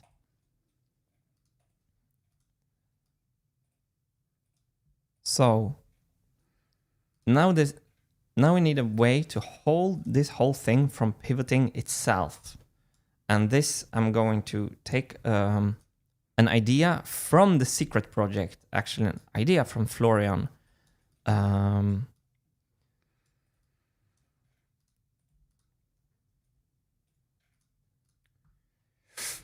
We might do some live streams of the secret project eventually. Yep. Could happen. Depending on how this project goes. But I wanna get a lot of work done on this before doing that. And then it will not be a secret project anymore.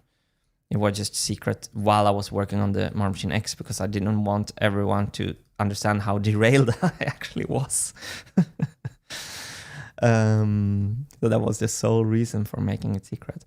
So now I want to latch this position here in the front, and I want to have a very simple on-off. So I want to push it down. We actually need another spring.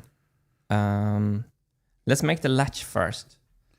I just got an interesting comment here from Alex Henderson. Suggestion: horizontal flywheel underneath, more stability, less in the way of instruments.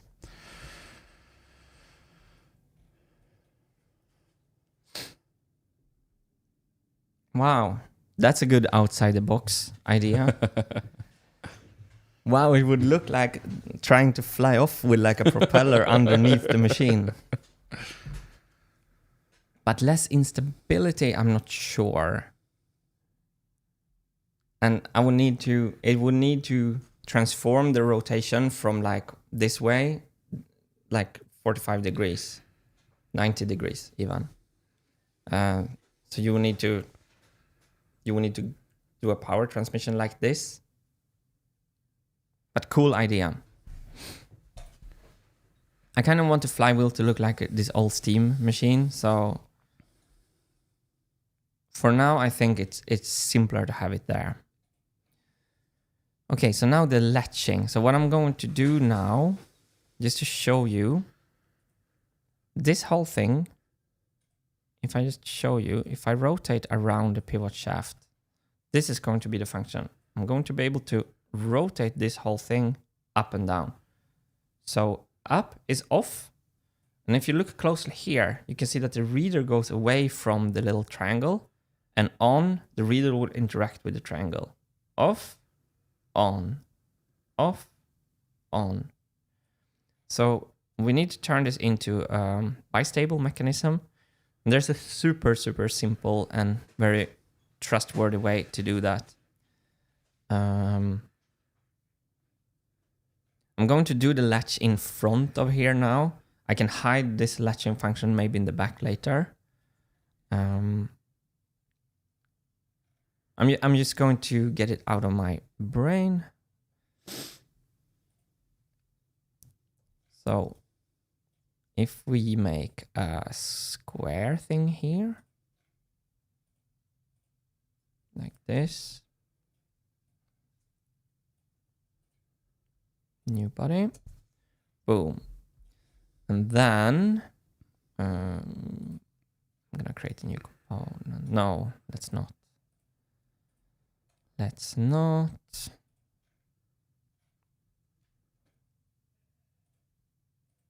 this my middle plane? Yes. Let's make a sketch on the middle plane.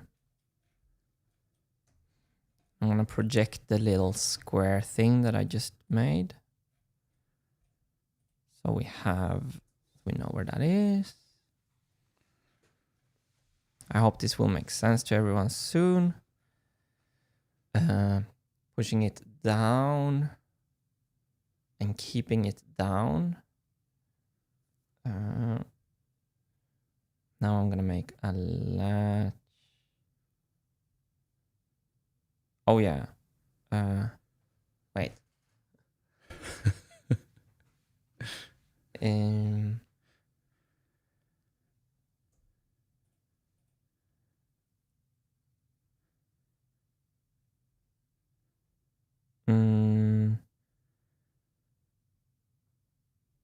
So let's pivot the latch here. Okay, got it.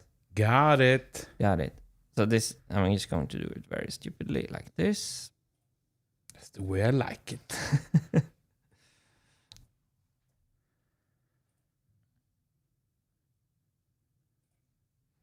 This is the latch.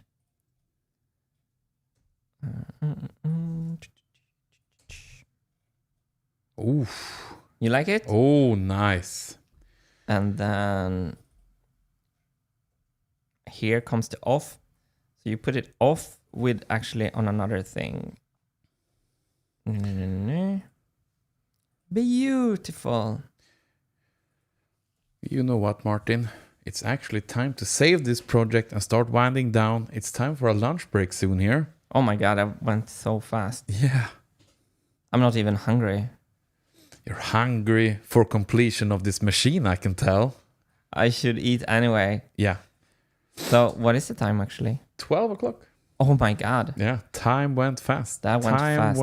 Time goes by fast. And 64JCL is saying, happy to see you back on track for version 3. And we are so happy to have you along as well.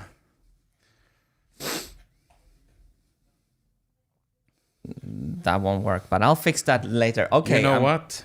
Save the project. People want to see you save it. Yeah, I'm just gonna show what we did in the first stream. It's so much fun to get this out of my brain. I think tonight this will make more sense. And we're wonderful to be back with you all. And we're gonna just make sure that we hydrate and nurture ourselves. And we will be back after lunch. That's the thing now. So this will be a 1 hour-ish break. We will be back after that. And you know what? We should remind people of some new stuff we have been releasing. We have some new wonderful t-shirt and hoodie designs. They're all about fighting. Pain is temporary, glory is forever. These have been designed by designers from the community. Yeah. So that's the Angle Grinder one. Blood, sweat, gears, the best pun in the world. We don't cry here, no snowflake crying. We just make gears instead. And this is the minimalistic Wintergatan version. So, and you get magic powers from each and every one. If you have the pain is temporary, you get +9 points in psyche. Blood, sweat, gears, diplomacy -11. Yeah. But then you get dedication +11 though. And don't forget that you can download digital files. And we have a newsletter. It's Hannes' brilliant idea. You can subscribe to the new newsletter at wintergatan.net. We're back after lunch. We love you all. Thank you for tuning in. Let's make this work. See you very soon. Bye. Bye.